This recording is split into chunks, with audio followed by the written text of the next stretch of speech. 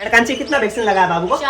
4 vaccine, वो भी ऐसी तैसी बीमार नहीं, बहुत ही खतरनाक बीमार बता दिया और एक रॉन्ग ट्रीटमेंट करके रॉन्ग दवाई दिया के बाद भी कुछ हुआ तो मैं उस हॉस्पिटल को पूरा एक्सपोज कर दूंगा। यहाँ तक कि मैं कोर्ट कचहरी कहाँ जाऊंगा वो पता नहीं। इसको पूरा दर्द हो रहा है। अनमोल ये कब से सो ही रहा है। तो है गाइस, कैसा आप लोग? वैसे आप लोग बहुत ही बढ़िया होंगे, बट आज हम लोग काफी ज्यादा डरे हुए हैं। यहाँ तक कि मेरी कांची भी काफी ज्यादा डरी हुई है और इसने इस वजह से चश्मा पहना है भाई, क्योंकि इसको आई फ्लू हुआ है। ओके, और काफी लास्ट टाइम में हुआ। मुझे तो लगा था कि अभी तक आई फ्लू का ये वायरस खत्म हो चुका है, बट नहीं हुआ है अभी इसका है। हाँ, दोनों ही आंख में। कल पहले एक आंख में हुआ था, अभी दूसरे में होना शुरू हुआ है। और इसने मम्मी का नेपाल का चश्मा पहना है और इधर मेरी मम्मी बाबू को लेके बैठी हुई है। और हम लोग इस वजह से डरे हुए हैं क्योंकि आज मेरे बाबू को टीका लगने जा रहा है। पहला टीका है ये, यानी कि इसको इंजेक्शन लगेगा और पहला वैक्सीन है। ओके, वैक्सीन ही कहा जाता होगा शायद से। और कहा जा रहा है कि आज 3-4 वैक्सीन एक साथ लगाया जाएगा। वैसे भाई काफी ज्यादा डर लग रहा है हमें, क्योंकि इसको जब पहली बार इसको सुई घुसाया था तो हम लोग काफी ज्यादा रोए थे। आज इसीलिए हम लोग नहीं जा रहे। मैं भी नहीं जाऊंगा। और मम्मी जाएगी कि नहीं? मैं भी नहीं जाऊंगी। नहीं जाएगी मम्मी। और इसीलिए हमारे साथ हमारी मौसी जा रही है, ये आ चुकी है रेडी होके, और मेरी कांची जा रही है क्योंकि मुझे और मेरे मम्मी को काफी ज्यादा डर लग रहा है। अब मेरी कांची और मौसी बाबू को लेकर सब सेंटर की तरफ निकल चुके हैं, यानी कि वहीं पे बाबू को इंजेक्शन दिया जाएगा। एंड अब फाइनली मेरी कांची और मेरी मौसी बाबू को वैक्सीन लगा के आ चुके हैं और मेरा बाबू अभी यहाँ पर सो रहा है। ये देखो कितनी अच्छी तरीके से सो रहा है। पता नहीं इसको बहुत ज्यादा रुलाया होगा उन लोगों ने, बट जो भी हो मेरी मम्मी अभी यहाँ पर झुला रही है। एंड कांची कितना वैक्सीन लगाया बाबू को? 4 वैक्सीन। मैं सोच रहा था भाई 3 वैक्सीन लगाएगा, और मैंने इसे ये भी कहा था कि आज इस मंथ सिर्फ 2 लगाना और 2 बाद में लगाना, लेकिन कहा कि ऐसा नहीं होगा। ऐसा नहीं होगा ना? हाँ, अच्छा ऐसा ही कहा। और ये बहुत ज्यादा रो रहा था। बहुत ज्यादा रो रहा था। तू रोएगी नहीं? नहीं मैं क्यों रोऊंगी। चलो भाई, पहली बार जब इसको सुई लगाया था तो मतलब इसका जब ब्लड ही नहीं निकल रहा था तो मैं भी रोया था भाई उस टाइम पे। लेकिन आज फिर से मतलब इसको वैक्सीन लगाएगा, और ये मेन वैक्सीन था जो कि बच्चे को लगाना ही पड़ता है। इसे लगाने से होता ही है, मैंने जहां तक सुना है कि मतलब बच्चे लोगों को कोई बीमारी वगैरह नहीं होती है, मतलब जो बड़ी बड़ी बीमारी होती है ना, कुछ प्रॉब्लम होता है, तो ऐसा नहीं होता है। तो ये इम्पोर्टेंट है। तो आप लोगों ने भी नहीं लगाया है अपने बच्चे को तो लगा लेना भाई, हमने तो लगा लिया। और आज इसको पूरा का पूरा बुखार आने वाला है, पूरा का पूरा फीवर होने वाला है। तो पता नहीं आज ये हमें सोने देगा नहीं देगा, बट जो भी हो संभाल लेंगे, संभालने की कोशिश करेंगे। एंड अब मैं इसलिए बंठन के यहाँ पर रेडी हुआ हूँ क्योंकि मैं जाने वाला हूँ मिस्सामारी, जो कि हमारा मामा का घर है। ओके, वहाँ पर जाऊँगा। मतलब मामा घर में नहीं जाऊँगा मैं, थोड़ा सा इधर ही रहूंगा। थोड़ा सा वहाँ पर पर्सनल काम है, तो उस पर्सनल काम को निपटा के फिर वापस मिलता हूँ मैं आप लोगों से 2000 years later। तो फाइनली गाइस मैं अपने घर पे आ चुका हूँ अपना गाड़ी लेके। एंड मैं गया था बहुत दूर, तो इसीलिए मैंने बहुत सारा सब्जी वगैरह लाया है, साथ में पनीर वगैरह भी लाया, और यहाँ पर एक आइसक्रीम का डब्बा भी लिया है। तो मेरी कांची इधर देखो चश्मा लगा के बिल्कुल कोरियन जैसी लग रही है। देखो कोरियन मतलब जैसा चाइनीज लोग होते हैं वैसे ही दिखते हैं, देखो ना ये। लेकिन गुस्सा हो जाती है, देखो मुंह फुला रही है अभी।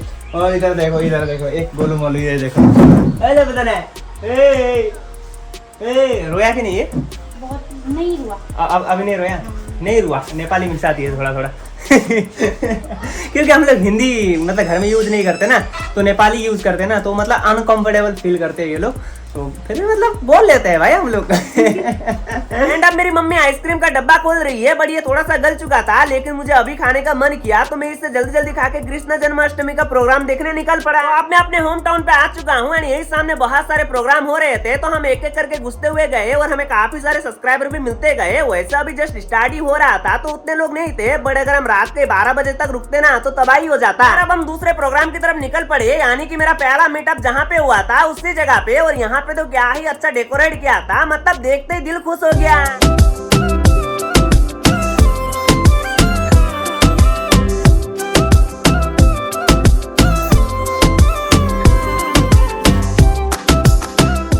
जब मैं वापस घर आया तो बाबू को बहुत तेज फीवर आ रहा था और ये अपनी दादी माँ के साथ ही आराम से सो रहा था। फिर थोड़ी देर बाद ये उठ गया तो ये बहुत ही अनकंफर्टेबल फील करने लगा। मतलब कि इसको पूरा दर्द हो रहा है, इसके काफी सारे जगह पे, मतलब दोनों ही पैर पे सुई घुसाया है, साथ ही दोनों ही हाथ पे सुई घुसाया है।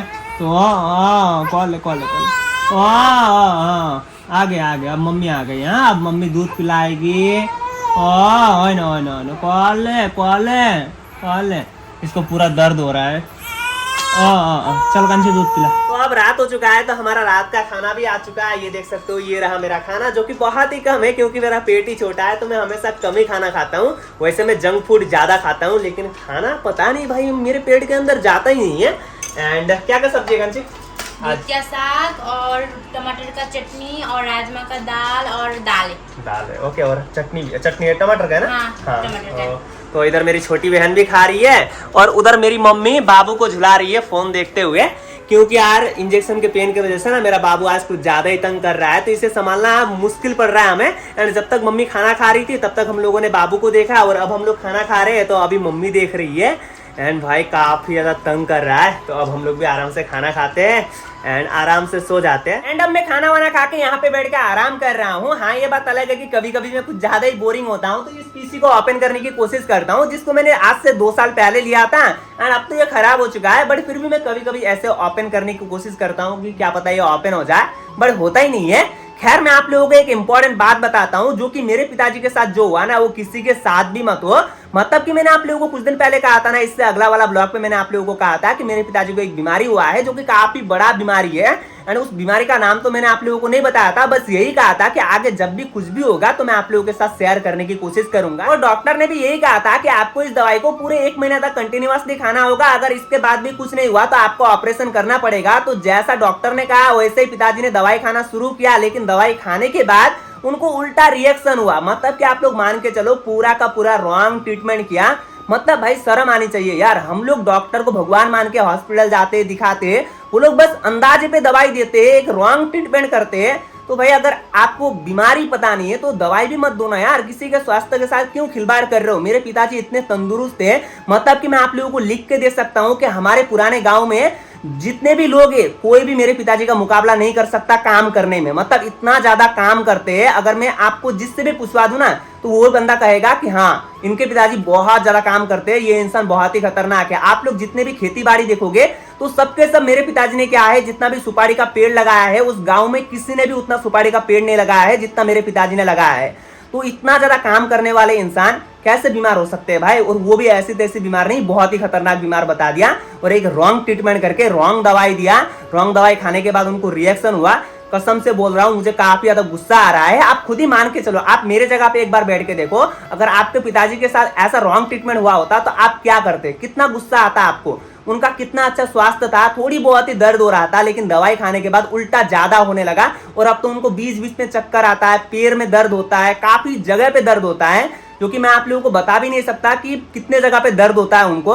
तो भाई मुझे काफी ज्यादा गुस्सा आ रहा है। एंड अगर इसके बाद भी कुछ हुआ तो मैं उस हॉस्पिटल को पूरा एक्सपोज कर दूंगा, मतलब इतना इमेज गिरा दूंगा कि उस हॉस्पिटल का नाम तक सुनने को लोग राजी नहीं होंगे। यहाँ तक कि मैं कोर्ट कचहरी कहाँ जाऊंगा वो पता नहीं है, सच कह रहा हूं मैं। एंड मेरे पास कितना जनता है आप लोग देख ही रहे हो, जो कि 27 लाख जनता है। अगर 27 लाख लोग इस वीडियो को शेयर करेंगे, लोगों को बताएंगे, लोगों को कान तक इस आवाज को पहुंचाएंगे, तो उस हॉस्पिटल का कहां से कहां गिर सकता है वो आप लोग खुद ही अंदाजा लगा सकते हो। मैं जिस भी हॉस्पिटल में जाता हूं वहां पे मुझे कोई ना कोई पहचानने वाला इंसान मिल ही जाता है, और वो मुझे खुद ही कहता है। इवन मुझे ये भी कहा है, हॉस्पिटल के मालिक ने ये भी कहा है कि तू मेरा हॉस्पिटल का वीडियो बना दे, हम लोग तेरा ट्रीटमेंट फ्री में कर देंगे, जो कुछ भी है तेरा जो भी पेशेंट है, ये भी कहा है। मतलब हर जगह पे जाता हूँ, जिस भी हॉस्पिटल पे जाता हूँ, जिस भी जगह पे जाता हूँ, वहां पर मुझे फुल इज्जत मिलती है। और मैं इतना कह सकता हूँ कि मैं आसाम के अंदर रह के आज मुझे पूरा भारत देश पहचानता है। जिस भी मैं कोने पे चला जाऊं वहां पर मुझे कोई ना कोई पहचानने वाला बंदा तो मिल ही जाता है। तो इसीलिए कह रहा हूँ, मतलब कि आप लोग भी मुझे साथ देना और दुआ करना कि मेरे पिताजी को जल्दी से जल्दी ठीक हो जाए।